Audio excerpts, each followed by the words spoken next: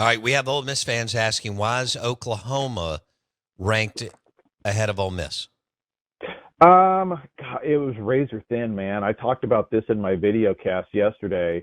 I wasn't sure if Ole Miss would be above Oklahoma, but then I started thinking about it. Remember how I just said a minute ago where the committee likes to keep competitors close? Yeah. Okay. So I was looking at Oklahoma, Ole Miss. I talked about this yesterday, and I was like, man, because the Ole Miss resume, here's what I'm looking at. I'm looking at my numbers right now. Okay. We got both 7-1.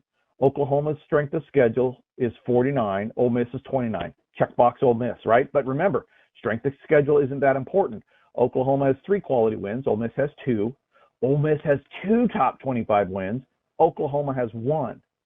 Margin of victory, Oklahoma's in the middle of the pack and well ahead of Ole Miss. Ole Miss hasn't been stomping the crap out of people, okay? So when you look across this, though, it looks very, very even. The reason I was more comfortable keeping Ole Miss below Oklahoma is because in order for Ole Miss to get in the SEC title game and potentially win it and get a playoff spot, they have to win out, and Alabama has to lose 2 out of 4, right? I think that's right. Isn't that right, Bo? Yeah, that's what you told me. You said that that Alabama has to lose twice, Ole Miss has to win out, and you said that Ole Miss has to win in the SEC championship game against Georgia again.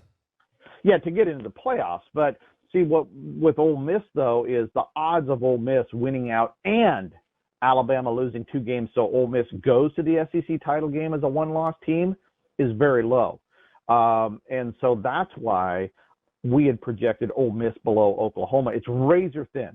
If it had come back flip-flopped, Ole Miss at 9 and Oklahoma at 10, I would have no argument with that because it is a razor thin difference between the two.